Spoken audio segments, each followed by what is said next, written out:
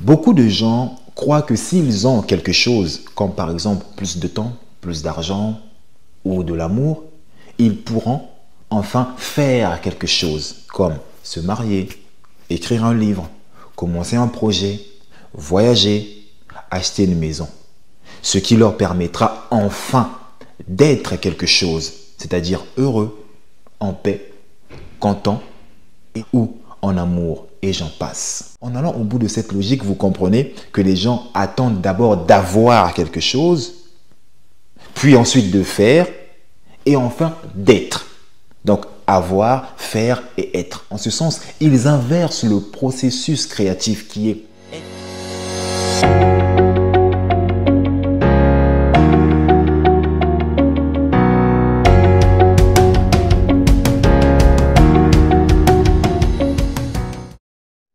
Salut à vous, très chère étincelle divine. J'espère que vous allez merveilleusement bien, tout comme moi, ça ne change pas. Qui plus est, je me sens toujours aussi parfaitement divin. Et d'ailleurs, vous devriez dire la même chose. Celui qui ne sait pas qu'il sait, éveille-le. Voilà le but de ma chaîne Motiveuse Power. Éveillez vos consciences en vous poussant sans cesse à la réflexion afin que chacun puisse tendre vers sa propre sagesse. D'où le slogan sagesse intérieur. Bienvenue sur ma chaîne. Vous savez, la plus grande ignorance de l'humanité est l'ignorance des lois et principes qui gouvernent son univers, ainsi que l'ignorance de soi. Nombre d'entre nous vivent dans un profond mal-être. Ils sont limités, plaintifs, frustrés, ne comprenant pas pourquoi est-ce qu'il leur arrive ce qui leur arrive. Et pourtant, vous et moi sommes des étincelles divines. Par extension, nous sommes des créateurs de notre propre vie. Oui, vous m'avez très bien entendu. Le Créateur, en nous créant, il nous a donné les outils avec lesquels nous pouvons créer la vie que nous désirons. Ces outils font de nous des créateurs. Et d'ailleurs, au passage, nous avons été créés à l'image et à la ressemblance de Dieu. De la même façon que Dieu est tout simplement et terriblement le Créateur, il a aussi fait de nous des créateurs. Le choix de créer notre propre vie nous revient. Mais voyez-vous, si vous ne comprenez pas pourquoi est-ce que votre vie est ce qu'elle est, si vous vous demandez quand est-ce que ma vie prendra son envol, cela signifie que vous créez votre vie de façon inconsciente. C'est-à-dire que vous ne créez pas votre vie de manière consciente. Vous créez votre vie soit de manière inconsciente, soit par défaut. Mais voyez-vous, il est temps, très chère étincelle divine, de sortir de l'ignorance, car l'ignorance est le plus grand péché de l'humanité. Recherchons la connaissance véritable, recherchons la vérité, car c'est cette dernière qui nous affranchira. Et cette vidéo est là pour vous apporter la connaissance, la vérité. Dans les minutes qui vont suivre, je vais vous parler du processus créatif qui vous permettra de créer à partir d'aujourd'hui la vie que vous avez toujours rêvé. Je vais donc vous demander de vous mettre dans un endroit tranquille où vous ne serez pas dérangé. Et par-dessus tout, ayez l'esprit béant et soyez concentrés. Prenez un bloc-notes parce qu'il y aura de quoi noter. Si vous êtes prêts, lâchez-moi un pouce bleu et je vous dis c'est parti.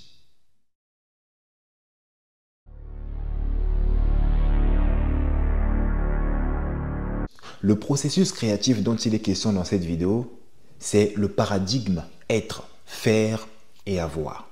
Une grande partie de l'humanité a conçu le paradigme être, faire et avoir à l'envers. Et c'est la raison pour laquelle vous n'obtenez pas ce que vous avez toujours voulu. C'est la raison pour laquelle vous ne devenez pas ce que vous avez toujours voulu devenir. C'est la raison pour laquelle vous ne faites toujours pas ce que vous avez toujours voulu faire.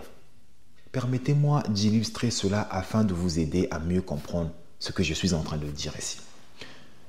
Beaucoup de gens croient que s'ils ont quelque chose, comme par exemple plus de temps, plus d'argent ou de l'amour, ils pourront enfin faire quelque chose, comme se marier, écrire un livre, commencer un projet, voyager, acheter une maison. Ce qui leur permettra enfin d'être quelque chose, c'est-à-dire heureux, en paix, content ou en amour, et j'en passe. Et c'est la raison pour laquelle bien des gens tiennent des discours suivants. Je serai heureux quand je me marierai. Je commencerai mon projet quand j'aurai beaucoup d'argent. Je serai satisfait ou satisfaite dans la vie quand j'aurai des enfants. Je voyagerai quand j'aurai le temps. En allant au bout de cette logique, vous comprenez que les gens attendent d'abord d'avoir quelque chose, puis ensuite de faire, et enfin d'être. Donc avoir, faire et être. En ce sens, ils inversent le processus créatif qui est être, faire et avoir.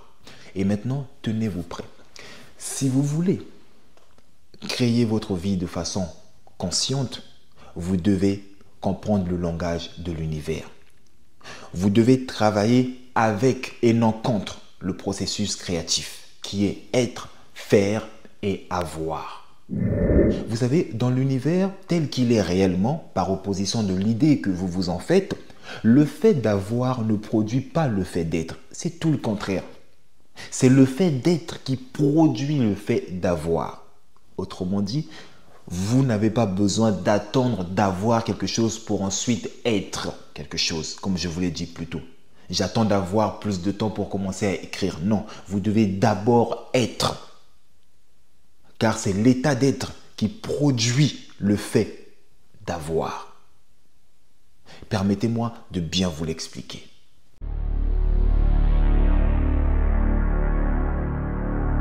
Alors, voici comment fonctionne le processus créatif dans l'ordre. Le premier niveau, c'est être.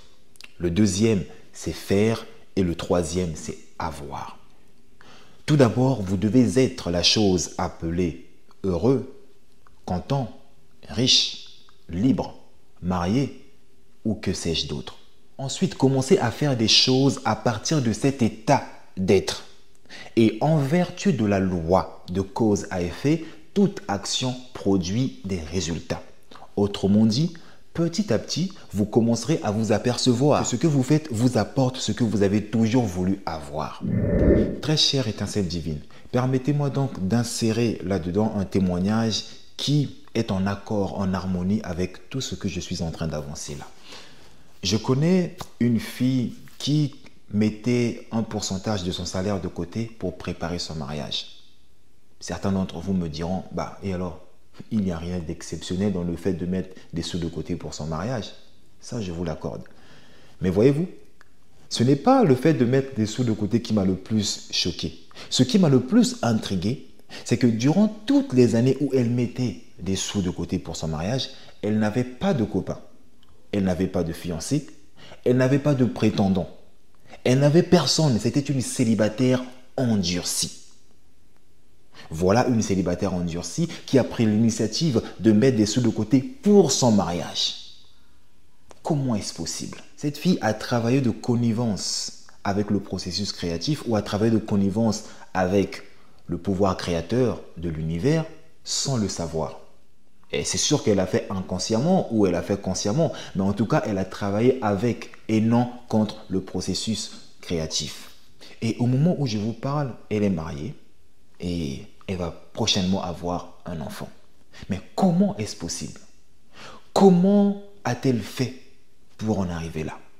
Je vais vous l'expliquer. Comme je vous l'ai dit, le premier niveau du paradigme être, faire et avoir, c'est l'être. Cette fille a commencé d'abord par être. Ce à quoi elle aspirait. C'est-à-dire, elle voulait se marier. Elle voulait devenir une femme mariée. Elle a donc choisi d'adopter l'attitude d'une femme mariée en devenir. C'est-à-dire, elle se considérait comme une future mariée. Et lorsqu'on se considère comme une future mariée, on se prépare en conséquence. Une fois qu'elle a adopté cet état d'esprit, cet état d'être, elle a commencé à faire des choses à partir de ce lieu d'état d'être.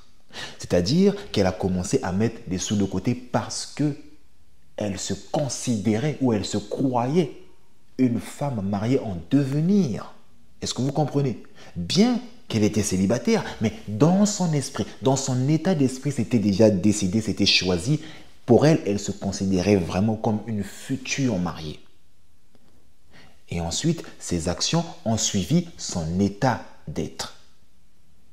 Ça, c'est le deuxième niveau. Et comme je vous l'ai dit au début, dans l'univers tel qu'il est, par opposition à l'idée que vous vous en faites, c'est le fait d'être qui produit le fait d'avoir. Et cette fille, vu qu'elle était dans un état d'être de femme mariée ou de future femme mariée, son état d'être a fini par produire le fait d'avoir. Autrement dit, l'univers lui a envoyé un homme ou un mari en accord ou en adéquation avec son état d'être. Et donc, pour résumer ce témoignage, cette fille a commencé d'abord par être la chose appelée femme mariée en devenir ou future femme mariée. Et ensuite, elle a commencé à faire des choses à partir de cet état d'être. Mettre l'argent de côté, parler comme une femme mariée, se comporter comme une future femme mariée. Et son état d'être, en s'accouplant avec ses actions, on finit par lui apporter un homme, ou on finit par créer le fait d'avoir. Tout est une question d'état d'esprit. Tout est une question d'état d'esprit. Vous pensez que vous serez heureux le jour où vous allez vous marier? Grosse erreur. Vous pensez que vous serez heureux quand vous trouverez un mari ou quand vous trouverez une femme? Grosse erreur. Vous pensez que vous serez heureux ou heureuse quand vous aurez des enfants? Grosse erreur. Vous pensez que vous serez heureux quand vous aurez beaucoup d'argent? Grosse erreur. Le bonheur, le véritable bonheur, est un état d'esprit. Et tous les états d'esprit se reproduisent. D'ailleurs, je vais vous partager une vérité que j'aimerais que vous notiez quelque part. Tous les états d'esprit se reproduisent sous forme physique. Tous les états d'esprit se reproduisent sous forme physique. Commencez d'abord par être et ensuite faire des choses à partir de ce lieu d'être et vous finirez par vous apercevoir que ce que vous faites qui est en harmonie avec votre état d'être vous apportera ce dont vous avez toujours voulu avoir.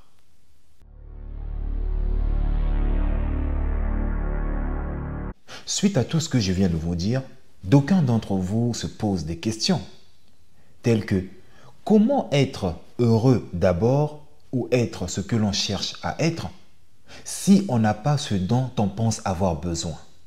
Exemple, pour la personne qui dit que je serai heureuse quand j'aurai des enfants, me dira comment veux-tu que je sois d'abord heureuse alors que je sais que j'ai besoin d'avoir des enfants pour être heureuse. Une autre poursuivra en me disant comment veux-tu que je lance mon projet alors que je pense avoir besoin des sous pour lancer ce projet. Eh bien, très chère étincelle divine, si vous faites partie des personnes qui se posent exactement cette question ou une toute autre question du genre, alors écoutez ma réponse. Faites comme si vous l'étiez et vous le deviendrez. J'ai dit ceci. Faites comme si vous l'étiez et vous le deviendrez. Car vous devenez ce que vous prétendez être. Je répète, vous devenez ce que vous prétendez être. Certains d'entre vous me diront, ah, donc il me suffit juste de faire semblant d'être quelque chose et d'insister jusqu'à ce que j'y arrive. Non, non, non, non, non, non. Il ne s'agit pas de faire semblant. Vos actions doivent être sincères. Tout ce que vous faites doit être sincère. Sinon, le bienfait de vos actions se perdra. Il ne suffit pas de faire semblant parce que vous ne pouvez pas faire semblant. Si vous faites semblant, votre esprit va tout de suite comprendre que vous faites semblant et vos chances d'être ce que vous cherchez à être seront perdues, tomberont à l'eau. Vous savez pourquoi? Parce que la loi naturelle exige que le corps, l'esprit et l'âme soient unis dans la pensée, la parole et l'action, afin que le processus créatif du paradigme être, faire et avoir fonctionne. Vos actions doivent être sincères. Et c'est le principe que j'ai toujours appliqué lorsque je me suis lancé en tant que créateur de contenu. Et c'est le principe que j'applique chaque fois que j'ai l'intention de devenir quelqu'un ou d'avoir quelque chose. J'applique ce principe. Vous ne pouvez pas faire semblant parce que si vous faites semblant, votre esprit va tout de suite comprendre. Par contre, si vous êtes convaincu que vous êtes vraiment ce que vous prétendez être, vos actions doivent suivre cet état d'être. Après, vous savez, je vais vous donner un conseil. Pour celles et ceux qui trouveront que c'est difficile de prétendre ou de faire semblant d'être ce qu'on n'est pas, je vais vous donner une autre astuce. Vous pouvez créer sans votre esprit. T'as dit quoi, Motivus? J'ai dit ceci. Vous pouvez créer sans votre esprit. Oui, c'est possible. C'est possible de créer sans son esprit. Par contre, c'est très difficile. Je vous préviens, c'est très difficile. C'est une tâche délicate. C'est une tâche tellement rude qui demande de la persévérance, du courage, de l'abnégation. Créer sans son esprit, c'est difficile, mais c'est possible. Pour y parvenir, vous devez demander à votre corps de faire quelque chose à laquelle votre esprit ne croit pas. Votre corps doit faire quelque chose à laquelle votre esprit ne croit pas. Et si votre corps le fait suffisamment longtemps, sur une longue durée, votre esprit commencera petit à petit à abandonner sa pensée antérieure pour créer une nouvelle pensée qui soit en harmonie avec vos actions. Et lorsque cela se produit, sachez que vous êtes sur la bonne voie. Mais vous devez toujours ajouter l'élément sincérité. C'est important que vos actions soient sincères. Votre esprit doit comprendre que les actions qu'entreprend votre corps sont sincères. C'est ainsi que votre esprit commencera petit à petit à abandonner sa pensée antérieure pour adopter ou créer une nouvelle pensée en harmonie avec vos actions. Vous devenez ce que vous prétendez être. Vous devenez ce que vous prétendez être.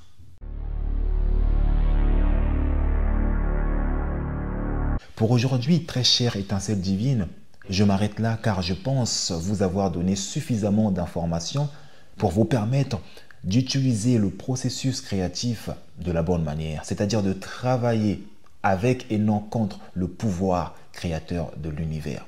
Pour cela, je vous invite à réécouter en boucle cette vidéo, à la regarder en boucle encore et encore afin que Dieu ou l'Esprit de Dieu vous apporte la lumière de la vérité et de la compréhension.